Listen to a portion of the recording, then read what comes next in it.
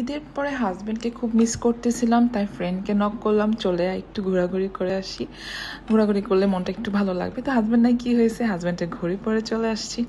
আসসালামু আলাইকুম রহমতুল্লাহি ওবারাকাতু। আশা করি সবাই ভালো আছেন ইমানে এবং স্বাস্থ্যে। আলহামদুলিল্লাহ আমিও ভালো আছি। এটা আমার ফার্স্ট ভিডিও, পেজে শেয়ার করব।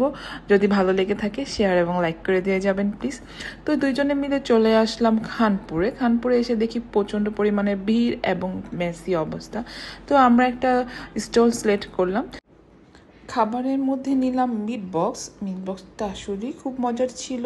আর সবচাইতে বেশি ভালো লেগেছে মিট বক্সটা মধ্যে চিকেন অনেক ভালো ছিল, অনেক পরিমাণে চিকেন দিয়েছে আর সসেস দিয়েছে। তো এই জিনিসটা আমার কাছে খুব ভালো লাগছে। তো দুইজনে মিলে চেটে পুটে খেয়ে বক্সের অবস্থায় এইটা করে ফেলছি। তো আপনারা দেখেই বুঝতে পারছেন কতটা মজা ছিল। তারপরে আমরা চলে গেলাম একটা জুস বারে।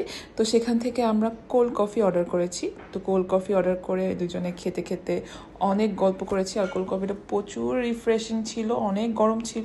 তো খেয়ে খুব ভালো লাগছে।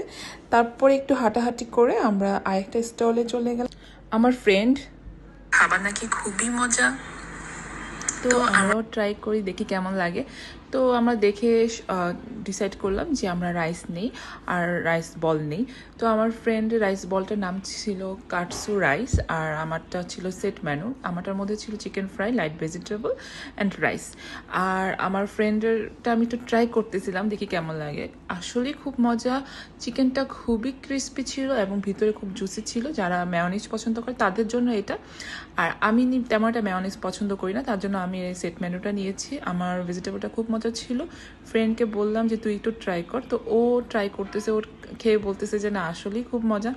আর চিকেন ফ্রাইয়ের কথা কি বলবো, চিকেন ফ্রাইটা খুবই জুসি ছিল এবং খুব ক্রিস্পি ছিল, অনেক মজার ছিল।